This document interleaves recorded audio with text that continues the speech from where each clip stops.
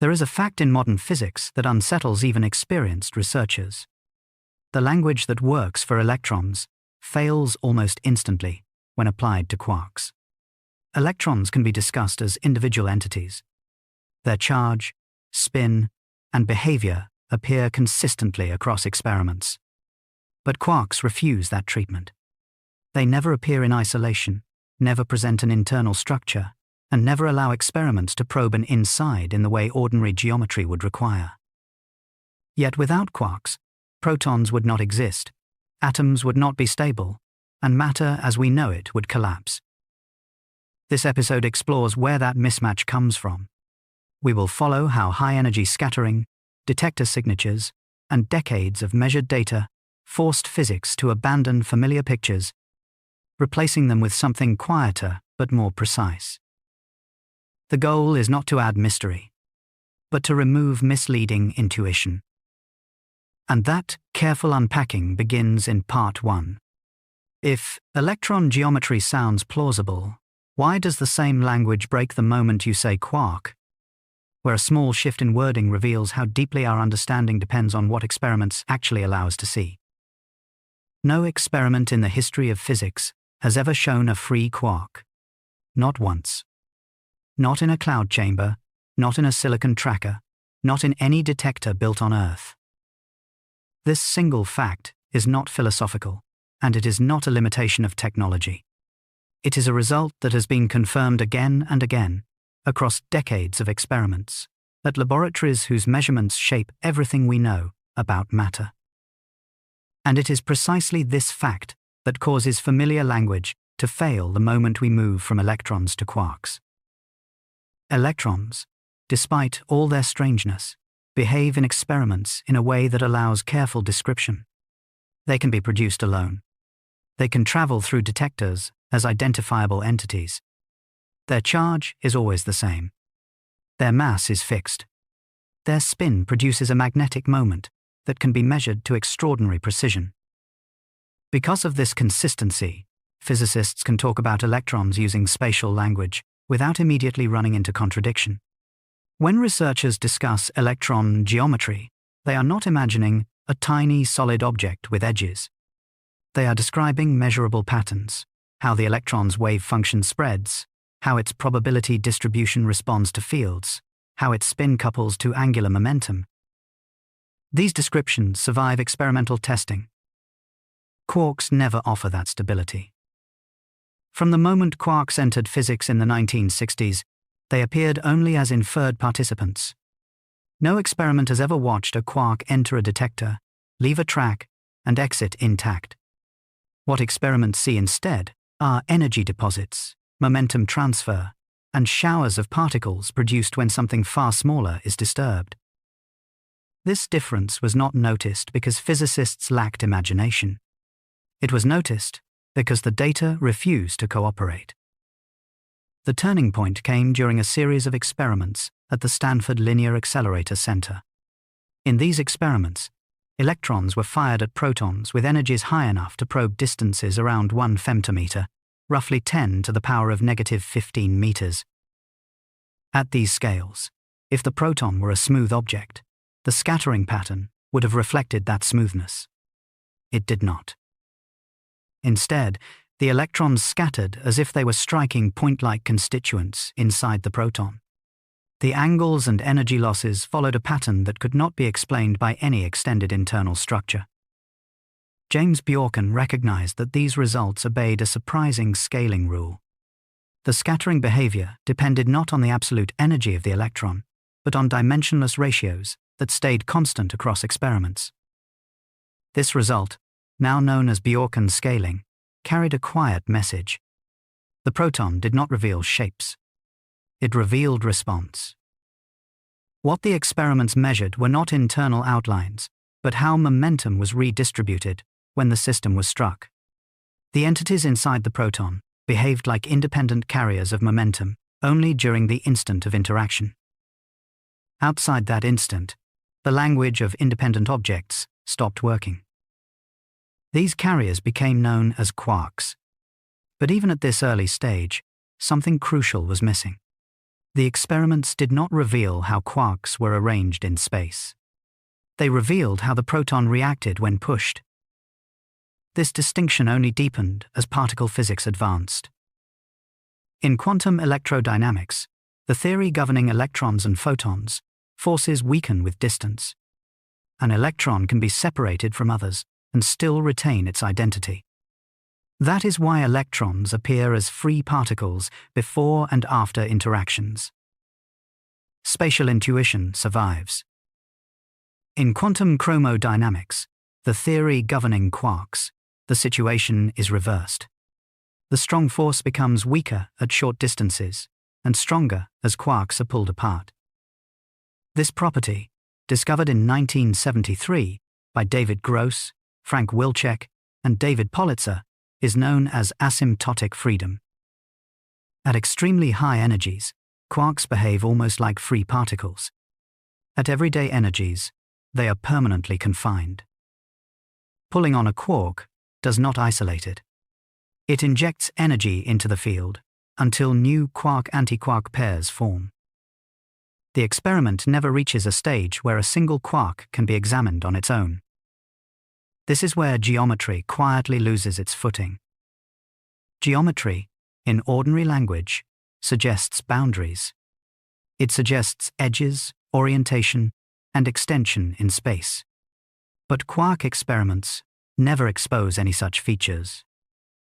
What remains stable instead are invariants. No matter how violently a proton is struck, certain quantities are preserved. Electric charge is conserved. Momentum is conserved. Color charge is conserved. These invariants define what quarks are allowed to do, even though their spatial arrangement is never revealed. Color charge, despite its misleading name, is not a visual property. It is a label associated with an internal symmetry governing how quarks interact via gluon fields. This symmetry does not live in ordinary three-dimensional space. It lives in an abstract internal space required to keep the equations consistent with what detectors measure. When physicists speak about this structure, they are not drawing pictures of tiny colored objects. They are tracking how interactions transform under symmetry operations. The geometry, if the word still applies, belongs to the transformation rules themselves. As experiments pushed to higher energies through the 1970s and 80s, the question of quark size became unavoidable. If quarks had internal structure, sufficiently energetic collisions should have revealed deviations. They did not. Measurements at CERN, Fermilab, and DESI probe distances far smaller than 10 to the power of -19 meters. Within experimental limits, quarks behaved as point-like entities.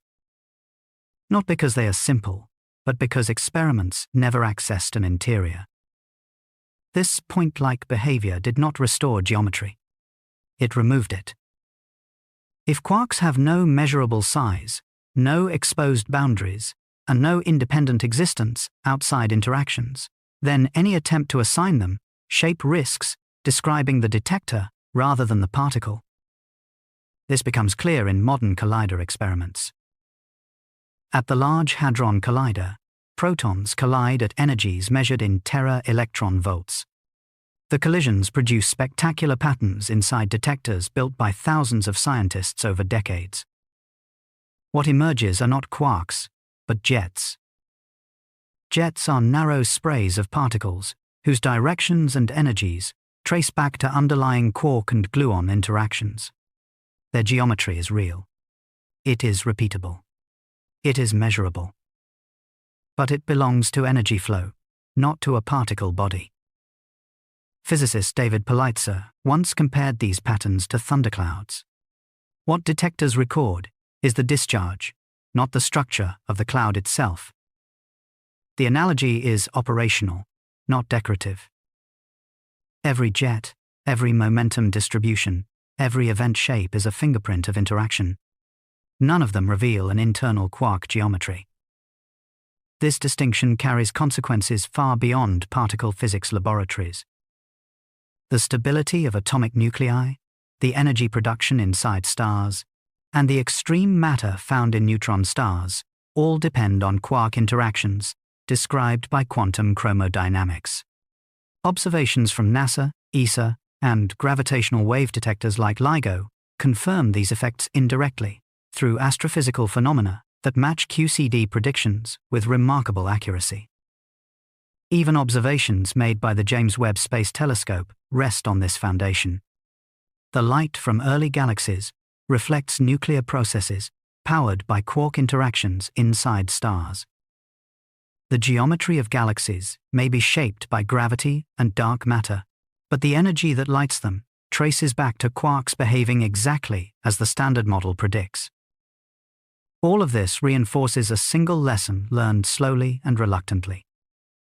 When physics leaves the scale of isolated particles, familiar language must be handled with care. Electrons allow spatial description because experiments allow isolation. Quarks resist spatial description because experiments never grant access to an interior. What remains observable are symmetries, invariants, and interaction patterns. If geometry is defined by what can be measured, preserved, and predicted, then quarks do have structure. It simply does not resemble the geometry of objects. It resembles the geometry of fields under stress. Once that change in perspective is taken seriously, the lack of an observable inside no longer reads as something missing. Instead, it reflects a boundary set by experiments themselves, one that quietly forces a different way of describing matter at the smallest scales we have ever been able to probe. Part 2. If experiments never reveal an inside for a quark, what can geometry actually refer to? There is a hard experimental limit that physics has never crossed. No measurement has ever revealed an interior to a quark. Not a surface. Not layers. Not components arranged inside something smaller. This absence is not a gap waiting to be filled by better instruments. It is a result shaped by how nature responds when pushed to its smallest scales. And it is this absence that quietly forces a rethink of what words like geometry can even mean when applied to quarks. In everyday experience, geometry is inseparable from extension. Objects occupy space. They have size, orientation, and boundaries. Even when objects are small, geometry still refers to how parts relate to one another inside a whole. Physics carried this intuition forward for centuries, from atoms imagined as tiny spheres to nuclei imagined as compact cores surrounded by orbiting electrons. Quarks were expected to fit somewhere in this tradition. At first, many physicists assumed they were simply smaller building blocks hidden inside protons and neutrons. But experiments refused to cooperate with that picture. The decisive evidence came from deep inelastic scattering, a class of experiments that deliberately aimed to break matter apart by force rather than observe it gently. High-energy electrons were accelerated and fired into protons, with enough energy to probe distances far smaller than the proton itself. The expectation was straightforward. If quarks had an internal structure, scattering at sufficiently high energy would reveal deviations, irregularities, or new features as the probe reached inside them. Those deviations never appeared. Instead, the scattering results showed a remarkable consistency. As the energy increased, the proton behaved as if it were composed of point-like entities that carried fractions of its momentum. These fractions followed stable statistical patterns, independent of how violently the proton was struck. This behavior was summarized through what became known as the Parton model. In this description, the proton is treated not as a container of fixed subobjects, but as a dynamic system whose response depends on how momentum and energy are distributed at the moment of interaction. The partons are not little beads inside a box. They are effective participants, defined by how they appear during scattering events. James Bjorken recognized that the data obeyed a scaling behavior that should not exist if quarks possessed internal size. The measured distributions depended on dimensionless ratios rather than absolute energy scales. This meant that even as experiments probed ever smaller distances, the response did not change in a way that would signal an interior structure. Bjorken later reflected on the surprise of this result, noting how the data seemed to insist on simplicity where complexity had been expected. The proton, under extreme scrutiny, did not reveal smaller shapes. It revealed stable patterns of response. This distinction reshaped the language of particle physics. When physicists speak about quark size today, they do so carefully. Experimental limits place the effective size of quarks below about 10 to the power of -19 meters. This is not a measurement of radius or volume. It is a statement about the absence of detectable structure down to that scale. At these distances, geometry as normally understood begins to lose meaning. To understand why, it helps to look at how quantum field theory reframes the problem. In this framework, particles are not objects occupying space in the classical sense. They are excitations of underlying fields that exist everywhere. The electron is an excitation of the electron field. Quarks are excitations of quark fields that interact through gluon fields governed by the strong force. What experiments access are not the fields themselves, but the consequences of field interactions. Energy flows, momentum transfer, conservation laws. When a high-energy probe strikes a proton, it does not map an interior. It perturbs a field configuration. The result is observed as a redistribution of energy and momentum among outgoing particles. This is why attempts to assign geometry to quarks often misfire.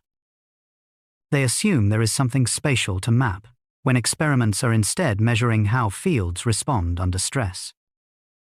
A useful historical parallel comes from the transition between classical electromagnetism and quantum electrodynamics. Early models imagined electrons orbiting nuclei like planets around a star. As experiments refined those pictures, the orbits dissolved into probability distributions governed by wave functions. Geometry did not vanish, but it changed form. With quarks, the shift is more severe. There is no intermediate stage where a spatial picture partially survives. The moment experiments reach quark scales, geometry as extension disappears entirely. This realization did not come easily. Through the 1970s and 80s, physicists pushed experiments to higher energies, hoping that new layers might emerge. Accelerators grew larger. Detectors became more precise. Analysis techniques improved. Each time, the conclusion remained the same. Quarks behaved as if they had no inside. Not because they were featureless, but because the features belonged to interactions rather than to objects. This distinction is visible in modern collider data. At facilities like CERN, collisions are analyzed through event shapes and jets. These patterns are highly structured. They repeat across millions of events. They agree with predictions from quantum chromodynamics to remarkable precision. Yet none of these patterns correspond to a spatial quark geometry. They correspond to how energy propagates through fields after an interaction. Physicists learn to read these patterns the way seismologists read earthquakes. The waves tell you about the medium, not about a hidden object buried inside it. NASA and ESA rarely describe quarks directly in their public materials, but the consequences of this physics are deeply embedded in their observations. Stellar nucleosynthesis, modeled and confirmed through spectroscopy and space-based observatories, depends on nuclear reactions governed by quark interactions. The behavior of matter under extreme density, inferred from neutron-star mergers detected by gravitational wave observatories, relies on equations of state rooted in quantum chromodynamics.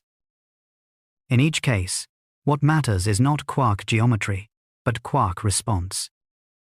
Even the early universe, observed through cosmic background radiation and deep field surveys by missions such as the James Webb Space Telescope, carries signatures of nuclear processes that assume quarks behave exactly as experiments indicate. The predictions hold not because quarks have shape, but because their interactions obey strict, measurable rules. This brings us back to the question that frames this part. If quarks have no interior in experiments, what would geometry even mean at this scale? The evidence suggests that geometry, if it exists here at all, belongs to the space of interactions rather than to physical extension. It describes how fields transform, how symmetries constrain behavior, and how conserved quantities survive under extreme conditions. In this sense, calling quark structure geometric risks a category error. It applies a concept suited to objects to a domain governed by fields. The shift is subtle, but it carries enormous consequences. Once geometry is no longer tied to inside and outside, the language of particles changes. What remains meaningful are patterns, limits, and responses that can be tested and retested across experiments. From that point onward, the absence of boundaries becomes inseparable from confinement itself. What experiments reveal is not a particle missing its edges, but a form of matter whose behavior never allows separation to begin with. Part 3. If geometry is physically real, where should its boundaries appear? And why do quarks never allow them to appear? There is a fact that quietly unsettles every attempt to picture quarks in space. No experiment has ever detected an edge associated with a quark. No boundary where one region ends and another begins. No surface that can be traced, rotated, or mapped. In classical geometry, edges are unavoidable. They define where an object stops. They separate inside from outside. Even the smoothest sphere is still marked by a boundary that gives it meaning as a shape. For centuries, this idea worked well in physics. Planets had surfaces. Atoms were imagined as compact systems. Even nuclei were pictured as small but finite regions of space. Quarks never follow this pattern. The reason is not that experiments have failed to look carefully enough. It is that experiments access quarks in a fundamentally different way. They do not illuminate them. They do not outline them. They strike them, disturb them, and record what remains unchanged in the aftermath. This shift in method changes what geometry can mean. When high-energy scattering experiments probe quarks, the primary observable is momentum transfer. An incoming particle delivers energy. Momentum is redistributed. New particles emerge. Detectors record angles, energies, and correlations among the debris. What never appears is a spatial outline of the quark itself. This was already clear in the earliest deep inelastic scattering experiments, but its implications unfolded slowly. As energies increased, physicists expected that pushing harder might eventually expose internal features. That expectation came from ordinary experience. Press harder on a material and hidden structure eventually reveals itself. With quarks, the opposite happened. As momentum transfer increased, the scattering results became simpler, not more complex. The distributions of outgoing particles depended on stable quantities that did not change with scale. These quantities came to be understood as invariants.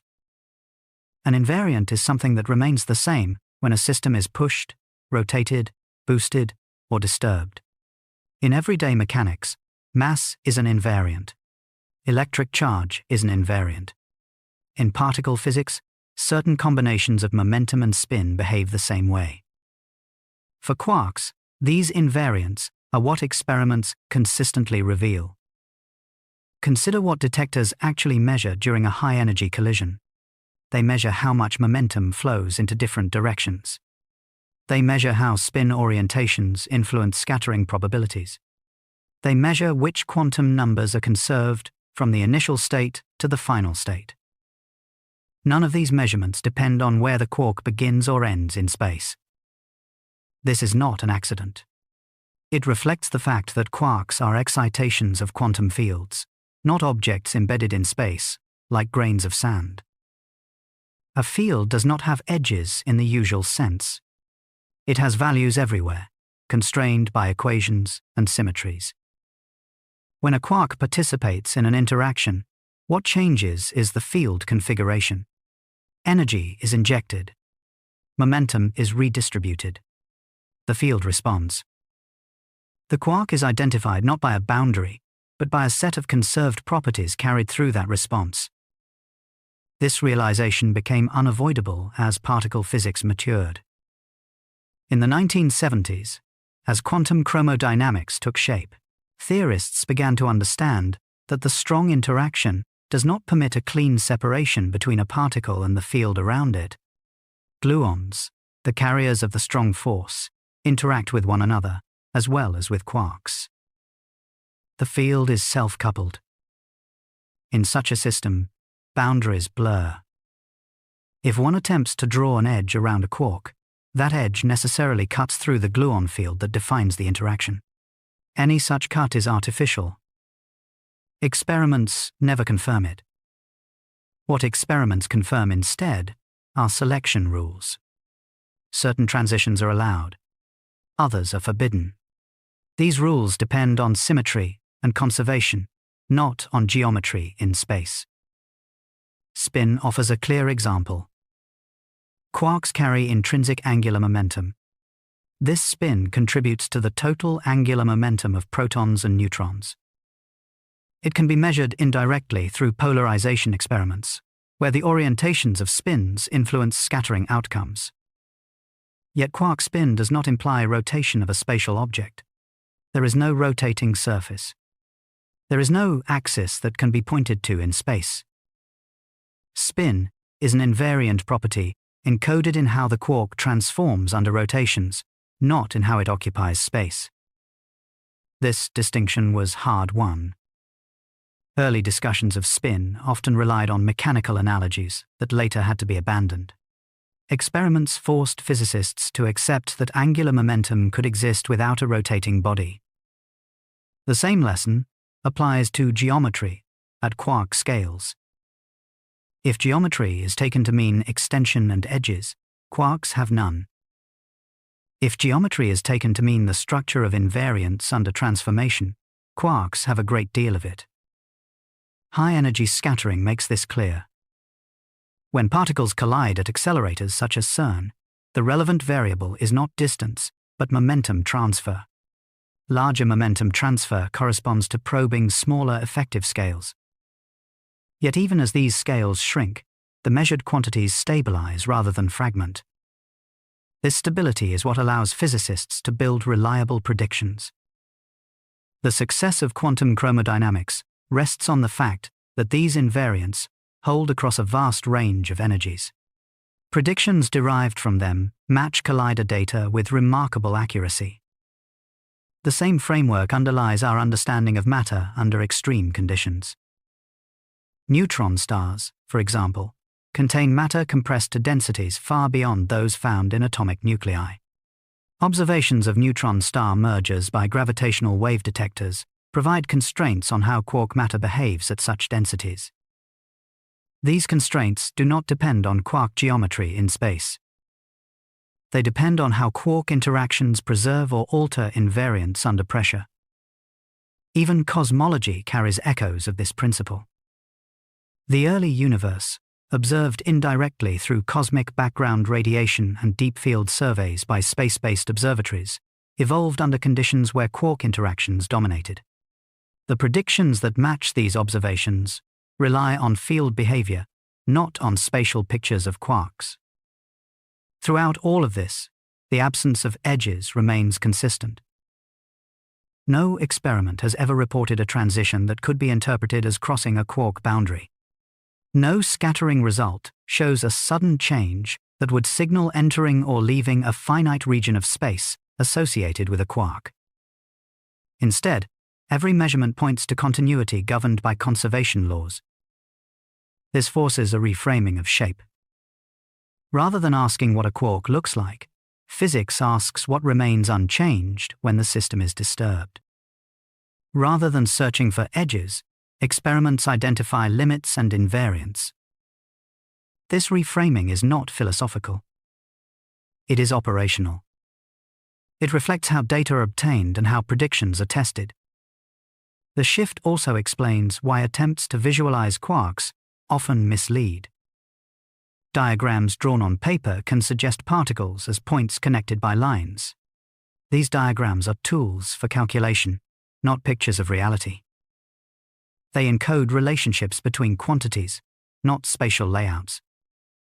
Physicist Richard Feynman often emphasized this distinction, reminding students that diagrams are bookkeeping devices. They track contributions to probabilities. They do not depict events unfolding in space the way drawings might suggest. In this sense, the refusal of quarks to reveal edges is not a failure of knowledge. It is a signal that the wrong question is being asked. Edges belong to objects. Quarks belong to fields. Fields respond smoothly, constrained by symmetry and conservation. When disturbed, they redistribute energy and momentum without exposing internal partitions. This understanding has practical consequences. It allows physicists to compute scattering rates, decay probabilities, and interaction strengths without ever specifying a quark shape. The results agree with experiments across continents and decades.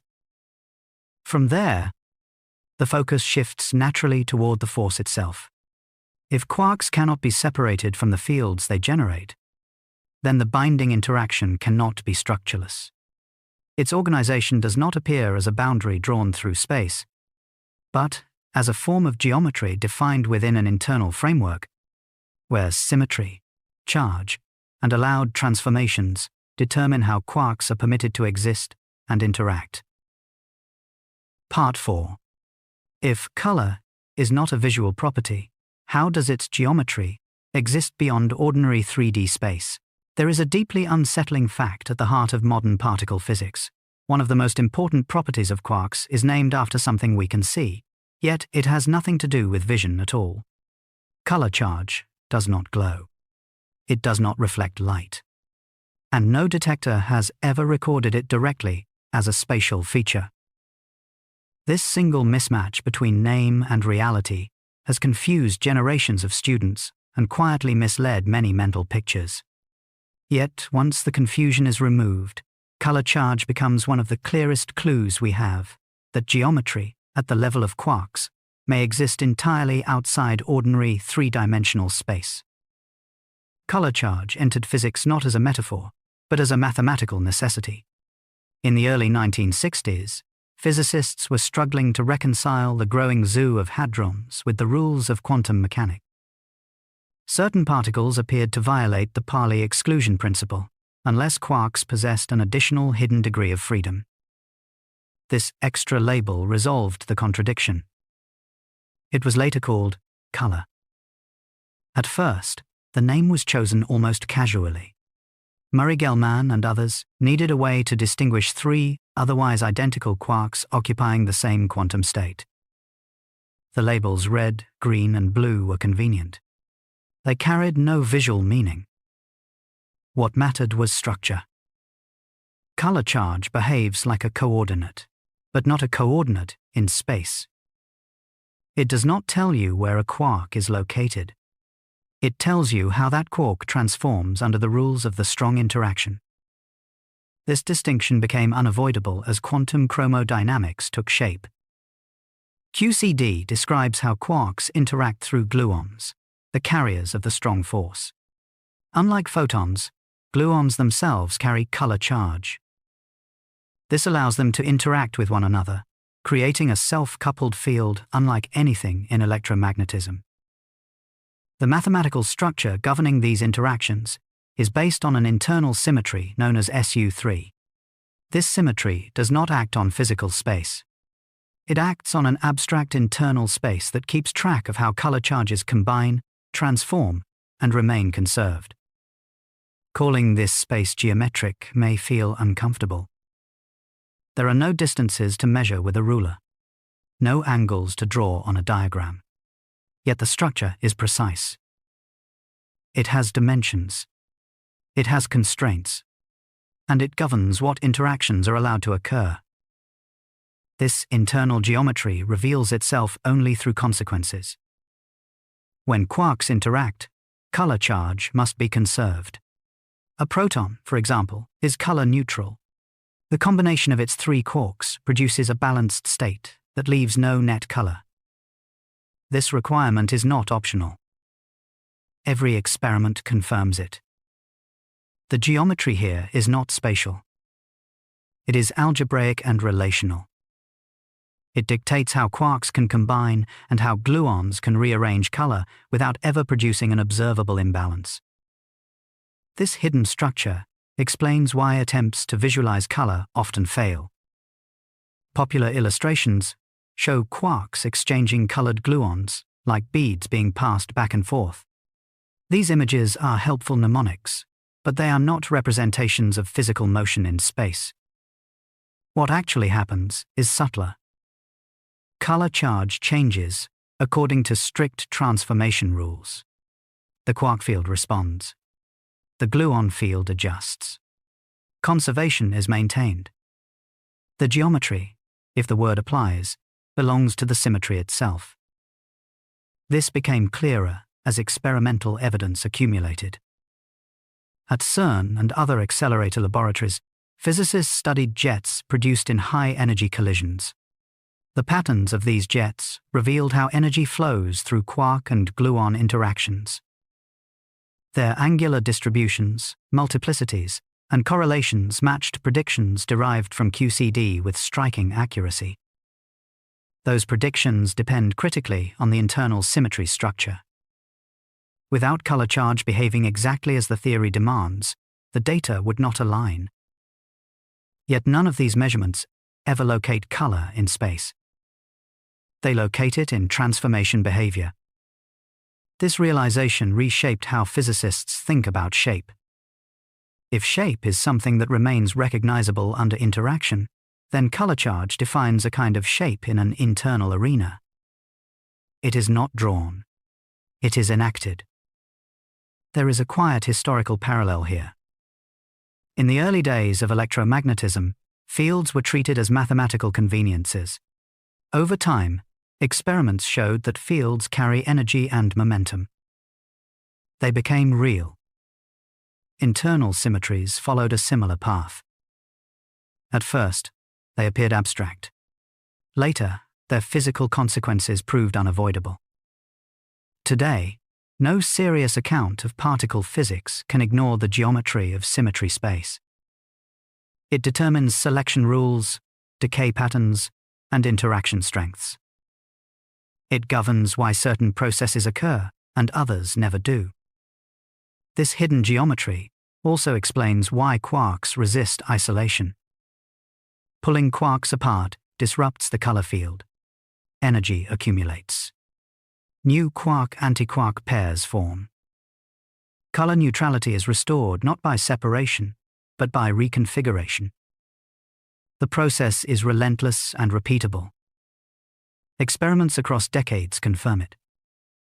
Even phenomena far removed from particle accelerators rely on this structure. Inside neutron stars, matter is compressed to densities exceeding those of atomic nuclei. The behavior of quark matter under these conditions depends on color interactions described by QCD. Observations of neutron star mergers provide constraints that match theoretical expectations grounded in this internal geometry. In the early universe, conditions were even more extreme.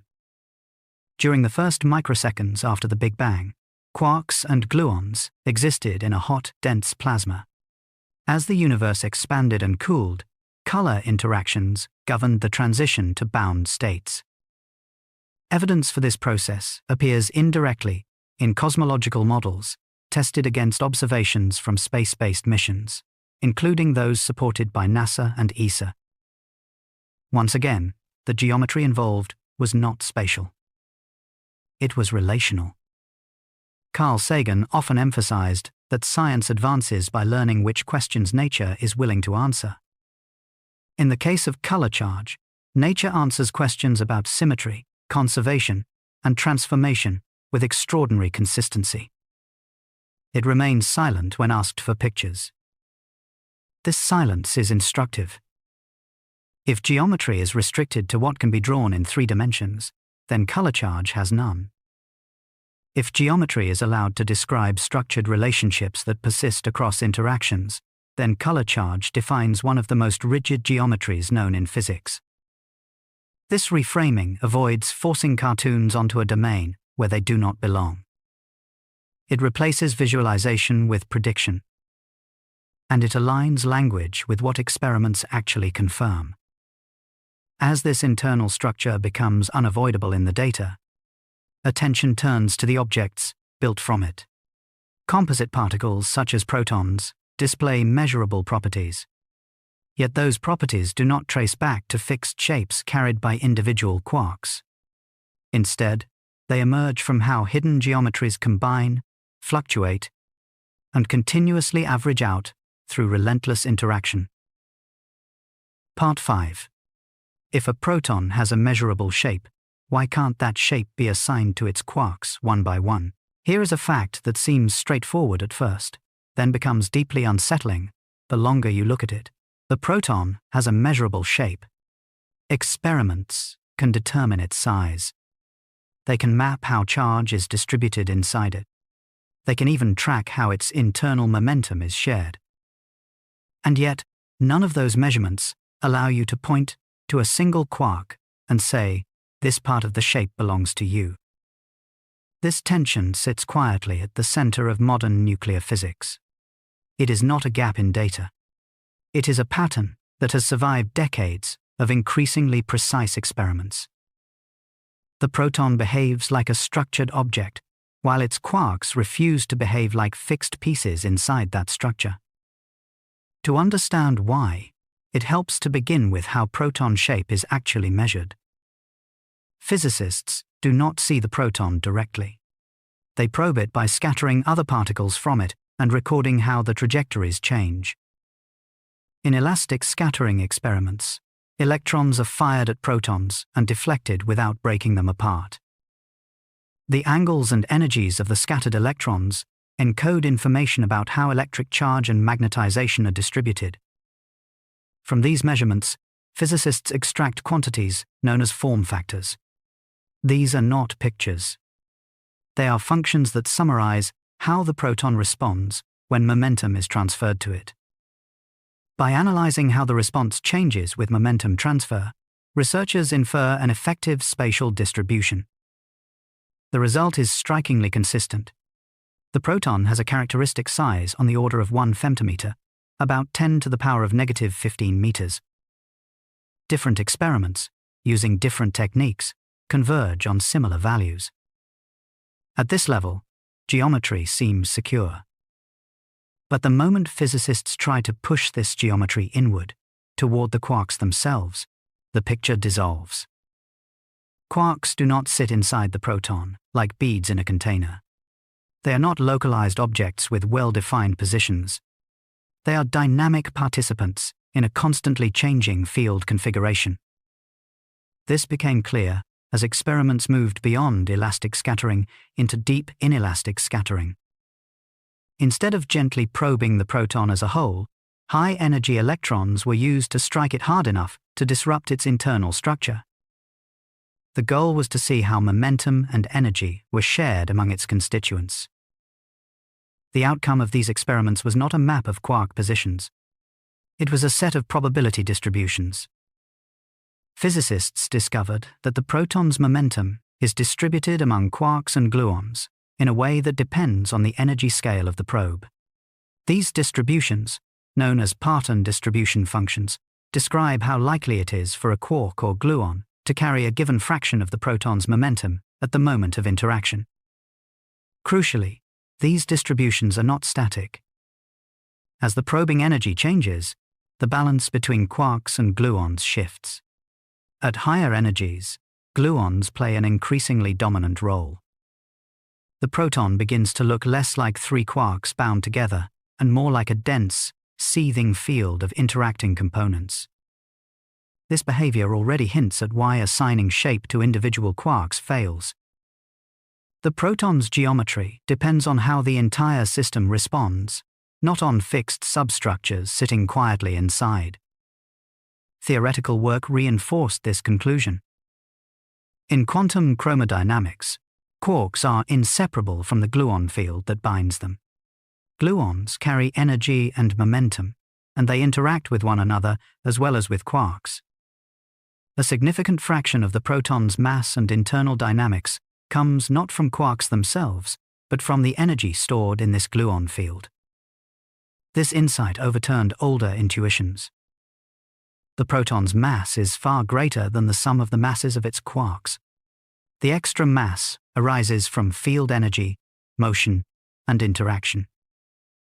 In the same way, the proton's shape reflects the collective behavior of the entire field system. Attempts to isolate a quark's contribution to proton geometry run into a fundamental obstacle. Any measurement sensitive to spatial distribution necessarily averages over time and over configurations. The quarks are not frozen in place. They are constantly exchanging momentum with gluons, appearing and disappearing as quark-antiquark pairs are created and annihilated. What remains stable under this motion are global properties: total charge, total spin, total momentum. These are the quantities experiments can track reliably. This is why proton geometry is real, while quark geometry is not. The proton behaves as a coherent object when probed gently. Its form factors reflect an average over countless internal configurations. The shape that emerges belongs to the ensemble, not to its individual components. A useful analogy comes from condensed matter physics. A crystal has a well-defined shape and lattice structure, even though the electrons inside it do not occupy fixed positions. The geometry of the crystal emerges from collective behavior, not from static parts. The proton follows a similar logic, but at far smaller scales. This perspective was sharpened by experiments using generalized pattern distributions. These measurements combine information about momentum and spatial distribution, offering a more complete picture of how quarks and gluons contribute to proton structure. The results reinforce the same conclusion. Spatial distributions can be defined for the proton as a whole. They cannot be decomposed into independent shapes assigned to individual quarks. Even advanced theoretical tools such as lattice quantum chromodynamics support this view. By simulating QCD on powerful supercomputers, physicists can calculate properties of hadrons from first principles. These calculations reproduce measured proton form factors without ever assigning spatial boundaries to quarks. The agreement between theory and experiment is striking. It suggests that the absence of quark geometry is not a failure of description, but a feature of how nature organizes matter. Astrophysical observations indirectly rely on this same physics. The behavior of nuclear matter in stars, modeled using QCD-informed equations of state, depends on the collective structure of hadrons.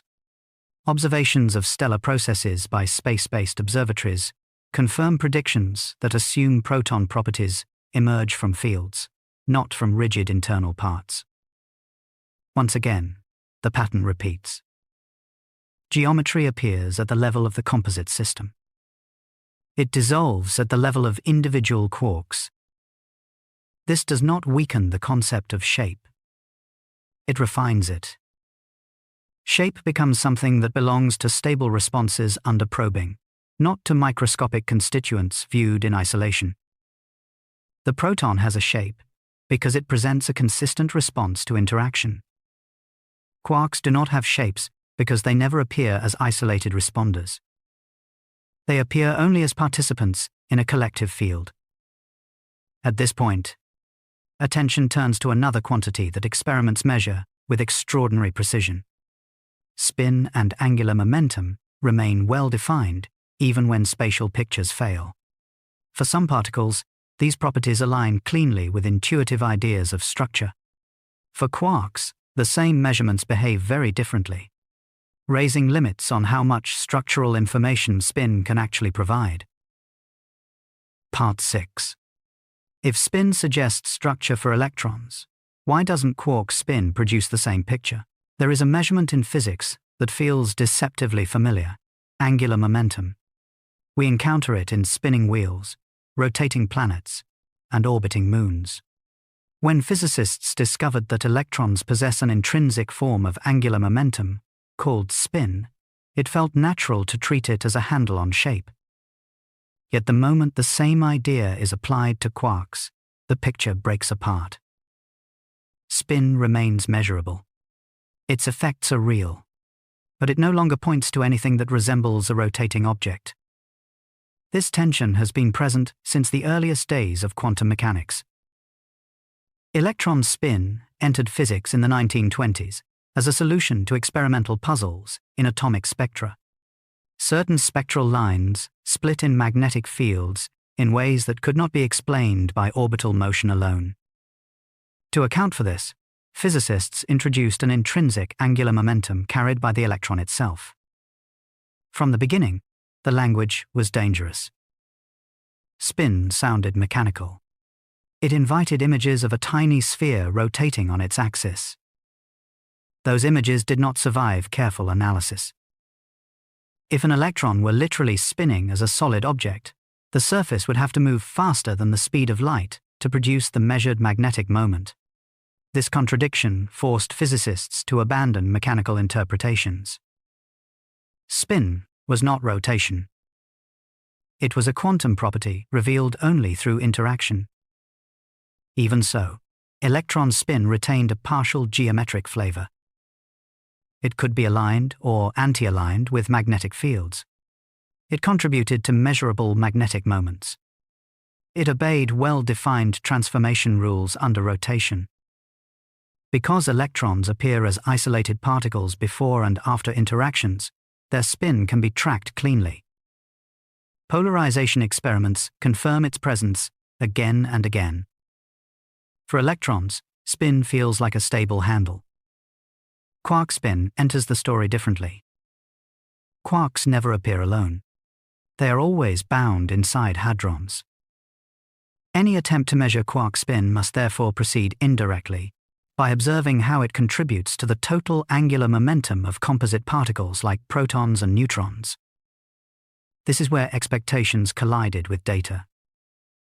In the late 1980s, experiments began probing how the proton's spin arises from its internal constituents. Using polarized beams and targets, researchers measured how the orientation of spins influenced scattering outcomes. The result was unexpected. Quark spin accounted for only a fraction of the proton's total spin. A large portion came from gluons and from orbital motion within the field itself. This outcome became known as the proton spin puzzle. The puzzle was not that spin was missing. It was that spin refused to behave like a sum of mechanical rotations. If quark spin were tied to a rotating object, adding up those rotations should have been straightforward. Instead, the data pointed to a distributed, field-based origin of angular momentum. Here, the distinction between measured angular momentum and mechanical geometry becomes unavoidable. Angular momentum in quantum field theory is a conserved quantity associated with symmetry under rotation. It does not require a rotating surface. It requires only that the system responds consistently when rotated in space. Quark spin is defined by how quark fields transform under these rotations.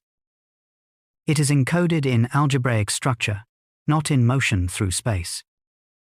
This is why quark spin cannot be visualized the way electron spin sometimes is. Electron spin can be treated as belonging to an identifiable particle. Quark spin belongs to a field excitation that never separates from its environment. The difference matters experimentally.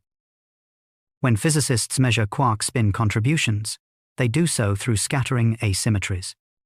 They compare how particles scatter when spins are aligned versus opposed. From tiny differences in probabilities, they infer how angular momentum is distributed inside the hadron. Nothing in this procedure reveals a rotating quark. It reveals how the entire system redistributes angular momentum under interaction.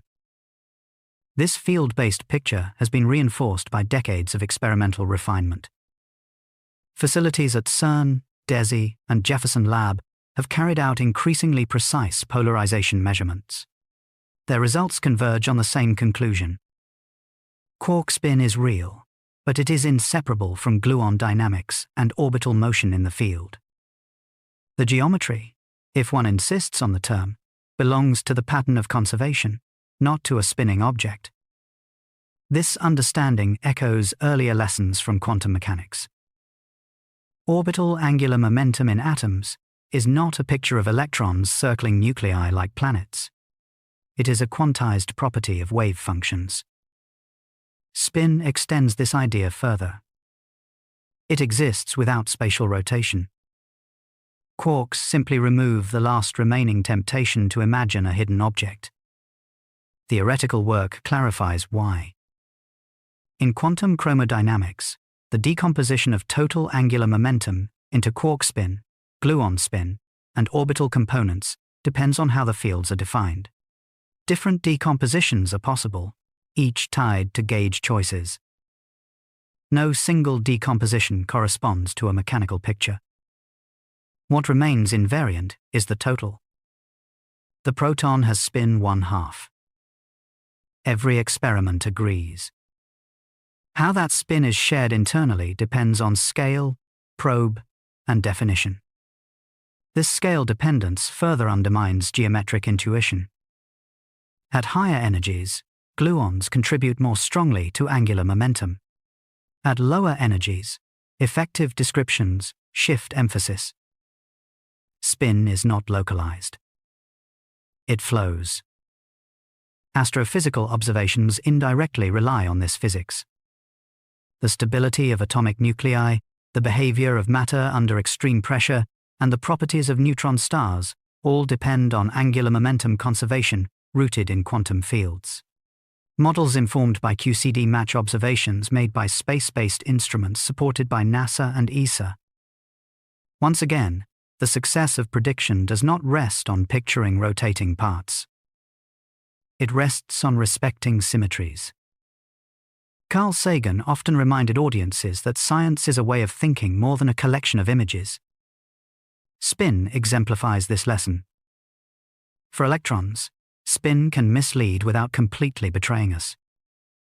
For quarks, it strips away the illusion entirely. What remains is measured angular momentum, conserved across interactions, encoded in how fields respond to rotation. No edges. No surfaces. No rotating cores. Just transformation rules that never fail when tested. And that realization tightens the story further. When neither spatial shape nor spin yields a mechanical picture at the quark scale, the limits of familiar description become clear.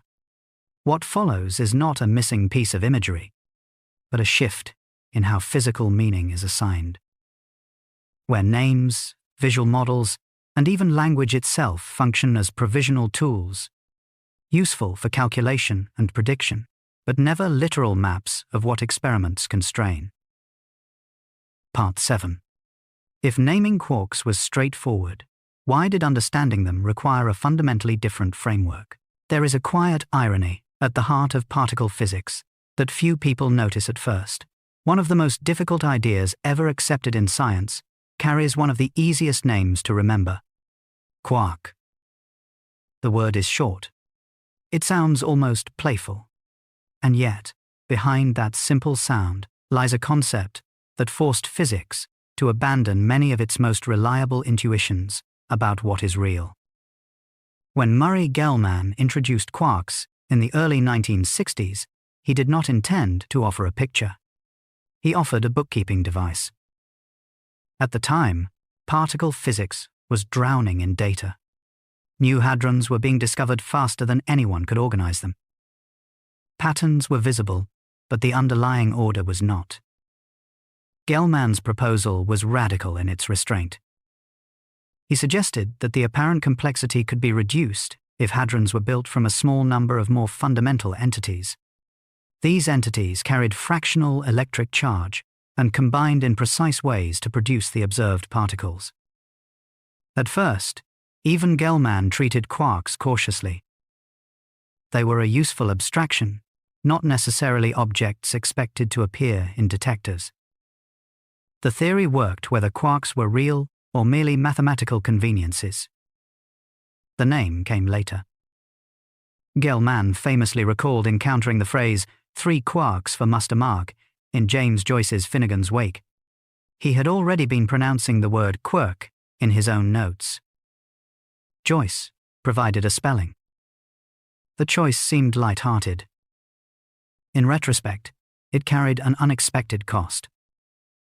Names shape expectations. Once something is named, the mind looks for it. It imagines form. It expects location. It anticipates discovery in the ordinary sense. Quarks refused all of that. As experiments advanced, it became clear that quarks were not behaving like any previously known constituent of matter. They could not be isolated. They did not leave tracks on their own. They appeared only through patterns in scattering data. This forced physicists into an uncomfortable position. They were being asked to accept entities that define the structure of matter, while simultaneously accepting that these entities would never present themselves as standalone objects. The tension sharpened with the development of the Standard Model. By the early 1970s, quarks were no longer optional. Deep inelastic scattering experiments had confirmed that protons contained point-like constituents behaving exactly as quarks were predicted to behave. The fractional charges, the momentum distributions, the scaling laws, all matched. Quarks were real in every operational sense, but real in a new way. They were not objects in space, so much as participants in interactions. Their reality was established through consistency across experiments, not through direct observation. This marked a turning point in how physics defined existence. Earlier revolutions had already prepared the ground. Atoms were once hypothetical. Molecules were inferred long before they were imaged. Fields were treated as mathematical tools before being accepted as physical entities carrying energy and momentum.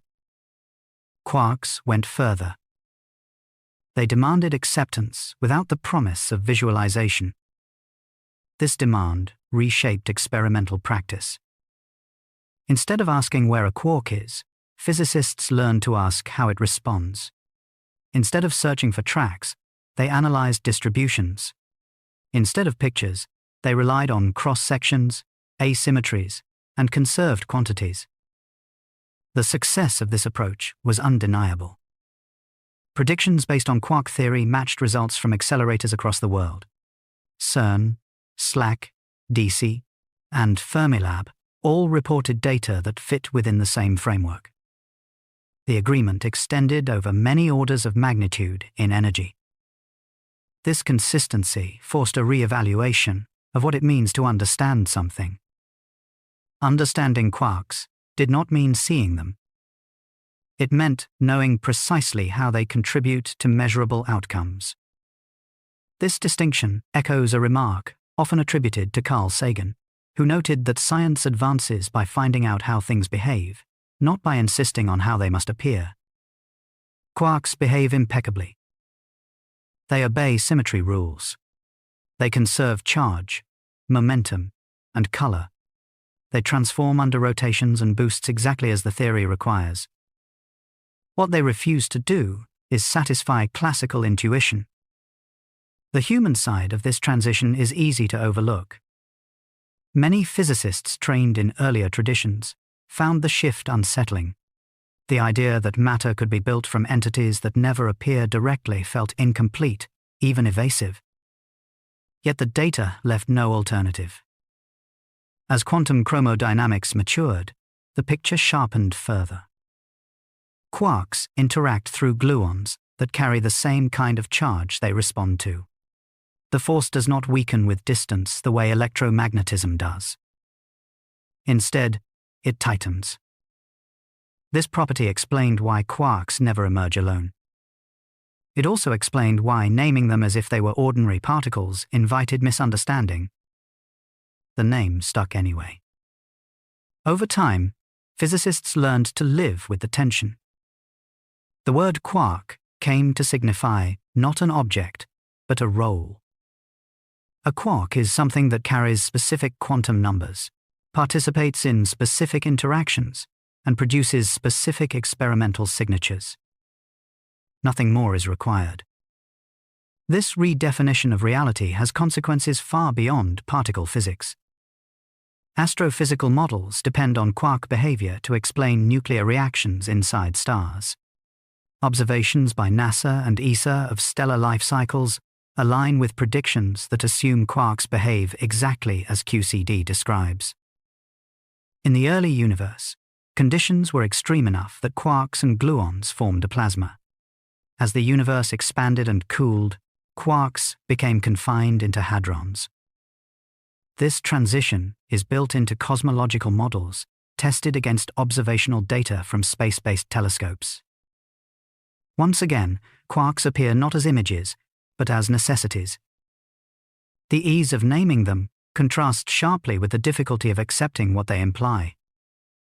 They force a separation between language and expectation. They demand that reality be defined by interaction rather than appearance.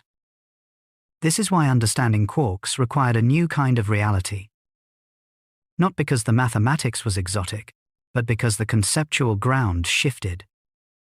Physics learned to trust patterns over pictures. The word quark survived because it did not pretend to explain. It labeled something whose meaning would be earned slowly, through experiment after experiment. At this stage, one implication can no longer be avoided. Entities can be physically real without ever yielding a visual description. When that happens, the mathematical and conceptual tools used to describe them become inseparable from what can be meaningfully said about their behavior. That constraint grows especially strict once forces themselves change with scale, reshaping how structure, interaction, and geometry can exist at the smallest distances we can probe. Part 8. If the strong force allows quarks to act free only at very short distances, what kind of geometry can survive a force that changes with scale? There is a single discovery that quietly dismantled every simple picture physicists had about quarks. The strong force does the opposite of what intuition expects. It weakens when quarks are close. It strengthens when they are pulled apart. This fact alone is enough to turn ordinary geometry into a moving target. Any shape that depends on distance, boundary, or size immediately becomes unstable when the force itself changes character with scale. The realization arrived slowly, and not without resistance. In the early days of quantum chromodynamics, the theory describing quarks and gluons, many physicists were unsure whether it could ever be trusted. The mathematics was difficult. The calculations were unstable. Predictions depended on energy scale in unfamiliar ways. David Gross later described the development of the theory as going from farce to triumph. At first, it seemed unmanageable. Then, it began to work. The turning point came with the discovery of asymptotic freedom in 1973 by Gross, Frank Wilczek, and David Politzer. They found that the strength of the strong force decreases as quarks approach one another at very short distances. This was not a small correction. It overturned decades of expectation. In electromagnetism, forces weaken with distance. This makes spatial reasoning reliable. You can talk about objects, their separation, and the forces between them in a consistent way. The strong force refuses to cooperate with this logic. At distances smaller than about 1 femtometer, quarks behave almost as if they are free. Scattering experiments at high energies confirm this repeatedly. Quarks struck at short distances respond weakly, allowing calculations to succeed using perturbative methods. But as distance increases, the force does not fade. It grows. This growth means that any attempt to define a fixed geometry across scales is doomed. A shape that appears meaningful at one scale dissolves at another.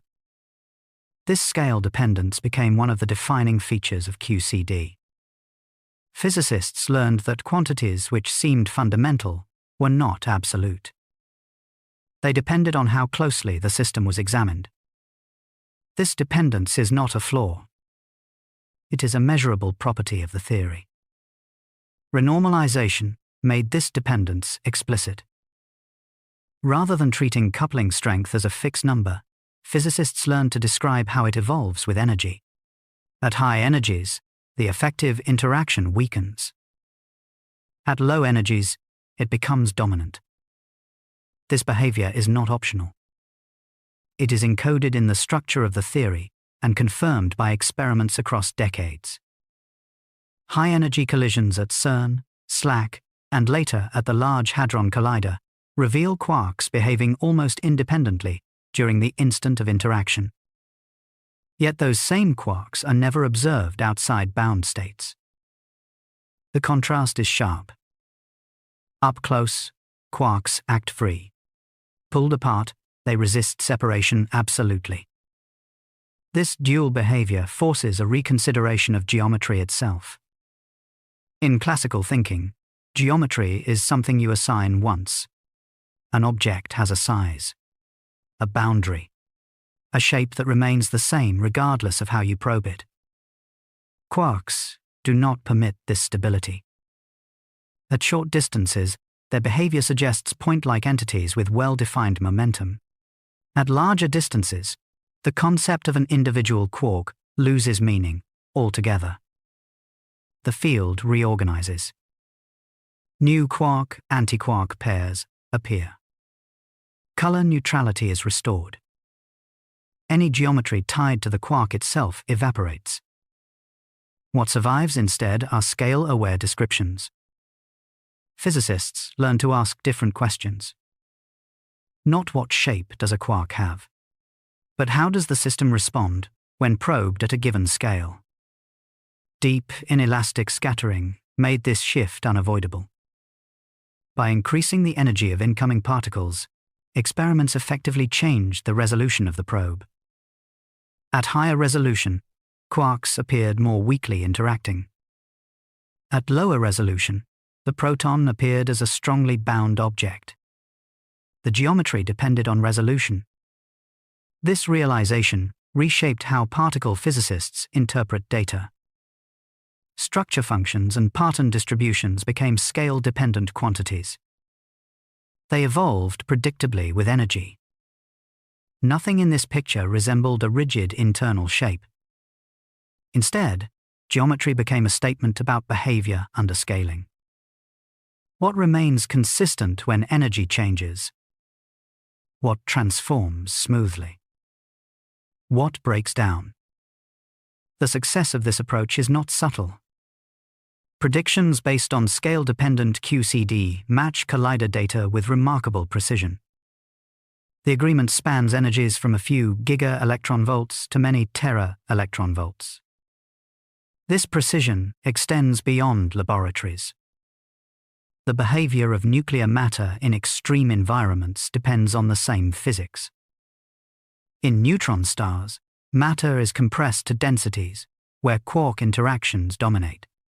Models that incorporate scale-dependent QCD effects align with observations of neutron star masses and radii measured through astrophysical data. In the early universe, the same principles governed the transition from a quark-gluon plasma to bound hadrons. As the universe expanded and cooled, the effective strength of interactions changed with scale. This transition is built into cosmological models, tested against observations supported by NASA and ESA. Once again, geometry appears only as a function of scale. This explains why naive shape language fails so consistently. A shape that exists only at one resolution is not an intrinsic property. It is a feature of how the system is observed. Quarks force this lesson without compromise. They behave almost freely only when probed so closely that ordinary spatial intuition no longer applies. At any scale where geometry might feel comfortable, the force reorganizes the system completely. The irony is sharp. The more closely you look, the less the idea of shape means. Gross's description of the field's development captures this journey precisely. What began as confusion became clarity only when physicists accepted that scale itself is a central character in the story. Once that acceptance is made, the theory becomes predictive. Without it, intuition misleads. This is why any discussion of quark geometry must be conditional. It must specify the scale. It must acknowledge the limits of the picture. There is no single geometry that survives across all distances. There are only descriptions that remain valid within a given range of resolution. This realization reshapes not only how quarks are understood, but how physics itself defines structure. Structure is no longer what is drawn. It is what persists as the scale changes. At sufficiently high energies, what matters most is no longer how particles might be pictured, but how energy and momentum are redistributed through interaction. The patterns recorded in detectors do not trace hidden shapes. They register flows, correlations, and constraints imposed by the underlying fields. In this regime, meaning shifts decisively toward experimental signatures themselves, because those signatures are the only stable bridge between theory and what can actually be measured. Part 9. If quarks never appear directly, how do detector patterns come to carry geometric meaning at all? There is a quiet but dangerous assumption hidden in almost every image you have ever seen from a particle collider, the assumption that the shapes on the screen belong to particles themselves. Bright lines, narrow cones, symmetric sprays bursting outward from a single point. They look solid. They look geometric. They look like the outlines of something real, moving through space. And yet, none of them are quarks. This realization marks one of the most delicate turning points in high-energy physics. Not because the data are uncertain, but because the data are so reliable that they invite misinterpretation. What detectors show us is repeatable, stable, and precise. The risk lies in mistaking the map for the terrain. Particle detectors do not see particles. They see interactions. This distinction was learned slowly, through decades of experimental refinement. Early detectors such as cloud chambers and bubble chambers left visible tracks, curved by magnetic fields. Those tracks belonged to charged particles, like electrons and muons, which travel macroscopic distances before interacting. It was natural to trust what the eye suggested. Quarks broke that trust. In modern collider experiments, quarks never traverse the detector as individual objects. They are produced in high-energy collisions, interact almost immediately, and fragment into showers of hadrons long before reaching any sensing element. What the detector records are the energy deposits left behind by these secondary particles. Out of those deposits, physicists reconstruct patterns known as jets. Jets are among the most robust signatures in collider physics. Their shapes, energies, and angular distributions repeat across millions of events. They can be predicted by quantum chromodynamics with remarkable accuracy. They survive changes in detector design, analysis method, and experimental conditions. Because of this reliability, jets feel geometric. But geometry here belongs to flow, not to form. A jet is not a particle. It is a record of how energy and momentum propagate through quantum fields after a violent interaction. This understanding was sharpened in the 1970s and 80s as collider energies increased. Physicists noticed that jets aligned closely with the directions of outgoing quarks and gluons predicted by theory. The connection was strong enough to use jets as proxies for underlying patterns. Yet even then, careful language was required. Jets trace directions. They do not trace trajectories. The particles inside a jet are produced through a cascade of interactions. A quark produced in a collision emits gluons. Those gluons emit more gluons and quark-antiquark pairs. The process continues until the energy is low enough for confinement to dominate and hadrons to form. What the detector sees is the end of this cascade. The geometry of the jet reflects how momentum was distributed during this process. It reflects conservation laws. It reflects the structure of the strong interaction. It does not reveal the body of a quark. This point was captured memorably by David Politzer, one of the architects of quantum chromodynamics. He compared jets to thunderclouds. The lightning bolt shows you where charge flowed, not what the cloud is made of. The image is operational rather than poetic. A thundercloud is inferred from repeated discharges. A jet is inferred from repeated energy flows. In both cases, geometry belongs to the pattern of release, not to a hidden object. Event shapes reinforce this lesson. Beyond individual jets, physicists study global features of collisions. How spherical the energy distribution is. How collimated. How energy flows between different regions of the detector. These event shapes are powerful tools. They distinguish between different interaction processes. They test predictions of quantum field theory. They reveal how quarks and gluons radiate. But once again, they describe interactions. No event shape tells you where a quark begins or ends. No jet boundary corresponds to a physical edge. The geometry emerges from averaging over countless microscopic events. This averaging is essential. Individual quantum events are unpredictable. What becomes reliable are statistical patterns. Detectors are built to capture those patterns with extraordinary fidelity. At CERN's Large Hadron Collider, trillions of proton-proton collisions occur. From this ocean of data, consistent geometric structures emerge. Their persistence is a triumph of quantum field theory. But persistence does not imply material shape. This distinction matters beyond technical precision. It determines how concepts are carried forward into interpretation. If one treats jets as pictures of quarks, confusion follows. One might imagine quarks as narrow beams traveling through space.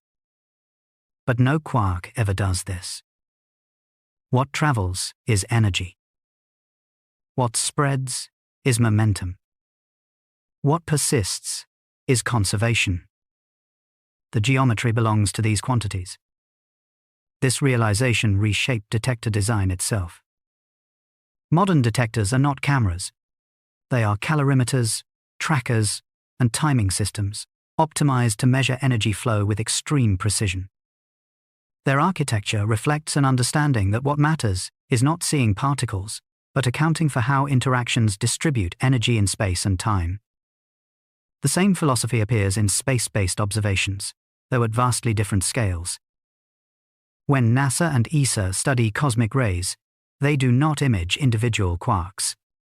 They measure showers of secondary particles produced when high-energy cosmic particles strike the atmosphere or detectors in space. From those showers, physicists infer the nature of the original interaction. Again, geometry belongs to cascades, not constituents.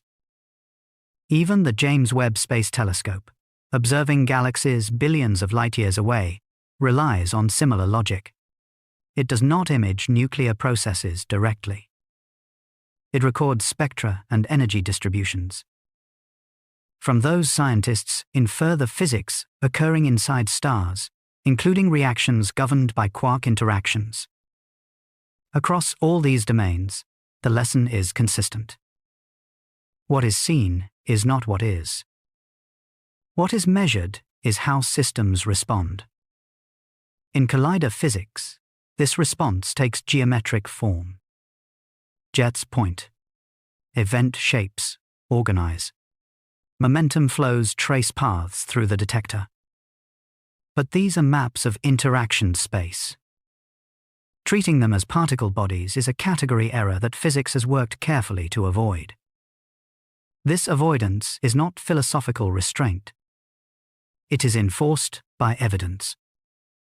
Every attempt to assign intrinsic geometry to quarks beyond their interaction signatures has failed experimental scrutiny. And yet, the geometry we do see is not an illusion. It is real, measurable, and predictive. It simply belongs to fields rather than objects. Quantum fields carry energy and momentum. When disturbed, they redistribute these quantities according to strict rules. The resulting patterns are what detectors record.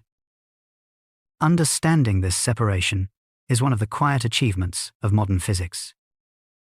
It allows scientists to extract precise information from data without demanding pictures that nature refuses to provide. Carl Sagan often spoke about the discipline required to let the universe reveal itself on its own terms. In collider physics, that discipline takes the form of trusting patterns over images. Jets are not quarks. Event shapes are not particles. They are the visible handwriting of invisible interactions. At the smallest scales ever probed, the standard for judging any claim becomes unambiguous. Descriptions that tie geometry to the flow of energy and momentum stand or fall not on how intuitively they can be visualized, but on how accurately they constrain what detectors are able to measure. At that boundary, meaning is fixed by prediction, and reality is defined by what survives experimental scrutiny. Part 10. If matter can be described as geometry, where does that description first become experimentally testable? There is a point where every appealing idea in physics is forced to face a hard demand. It must leave a trace that can be measured. Not admired. Not imagined. Measured. This is where the long journey we have taken together arrives. After exploring electrons, quarks, fields, spin, jets, and scale, the question tightens into something that cannot be softened. If matter is described as geometry, where does that description stop being language and start becoming prediction? Physics has learned, sometimes painfully, that beauty alone has no authority. A proposal survives only if it alters numbers written down by detectors. Changes in scattering angles, shifts in spin alignment, deviations in mass distributions, altered stability of bound states. Without that, geometry remains decoration. So, the final task is not to ask whether geometry is a pleasing way to speak about matter. It is to identify the smallest scale where geometry would force nature to behave differently than current theories predict. History offers guidance here. When electrons were once imagined as tiny spinning spheres, the idea collapsed under its own predictions. The implied surface speed exceeded the speed of light. Geometry failed because it contradicted measurement. When quantum mechanics replaced that picture, it did not offer a prettier shape. It offered testable consequences. Discrete energy levels, predictable magnetic moments, reproducible scattering patterns. The same standard applies here. If quarks possess any form of intrinsic geometry beyond their role in quantum fields, that geometry must alter something we already measure with precision. The question becomes where to look. One obvious place is spin. Spin is not an image. It is an accounting rule for angular momentum. It appears in scattering asymmetries, polarization measurements, and magnetic interactions. If quark-level geometry exists, it would modify how spin is distributed inside hadrons. Not dramatically.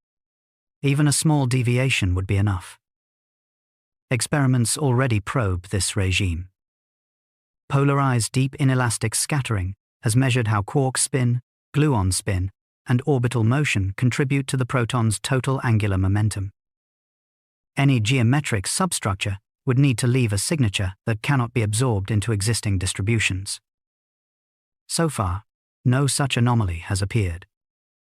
That absence is not disappointing. It is informative. Another place geometry could reveal itself is in scattering cross-sections.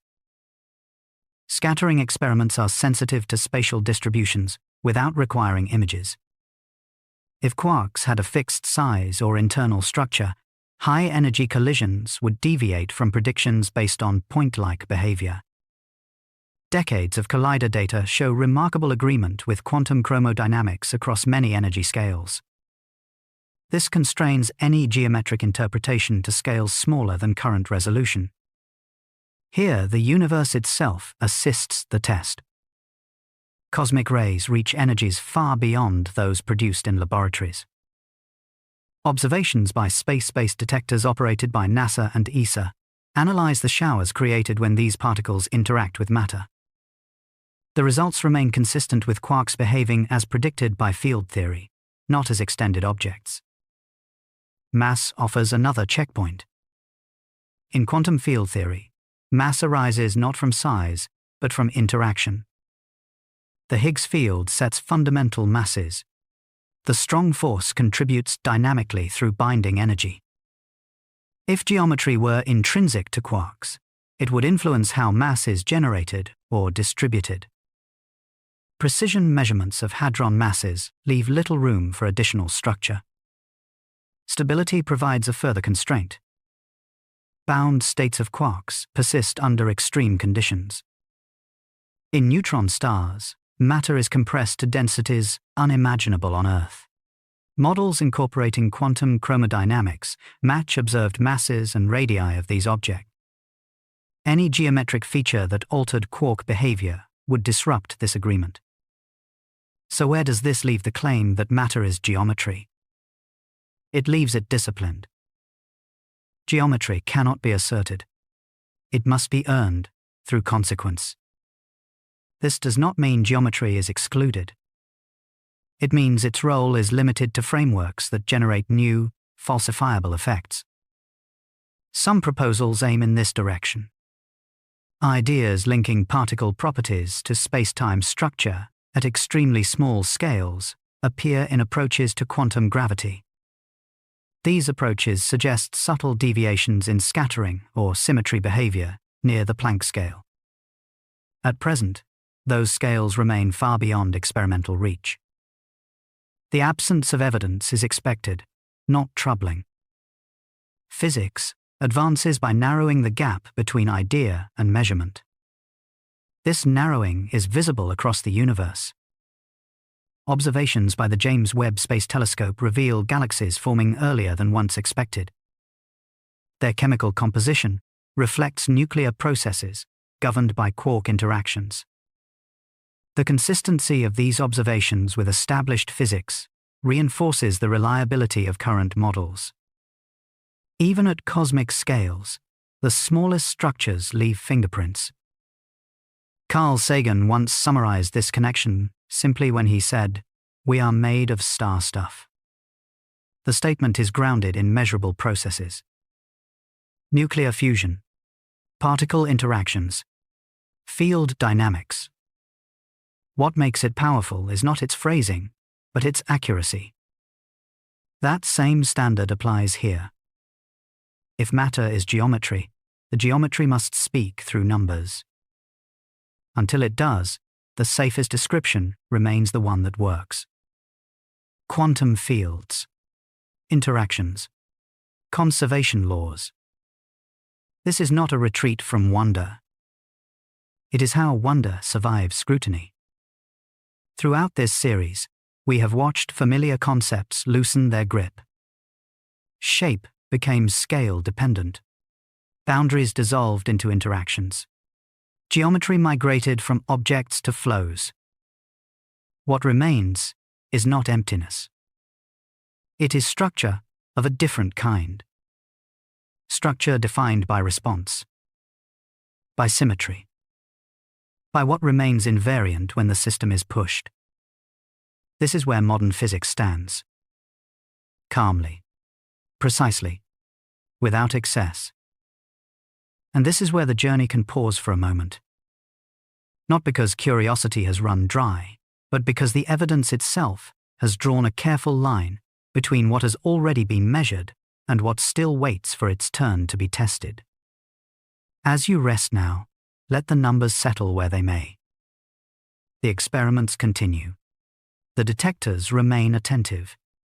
The universe carries on exactly as it always has, whether or not we are there to watch and record it. Thank you for spending this time here, for listening, and for sharing these thoughts before the day fades away. I hope the night brings you steady breathing, an easy sense of calm, and the reassuring thought that the same laws shaping distant galaxies are also at work inside every atom around you.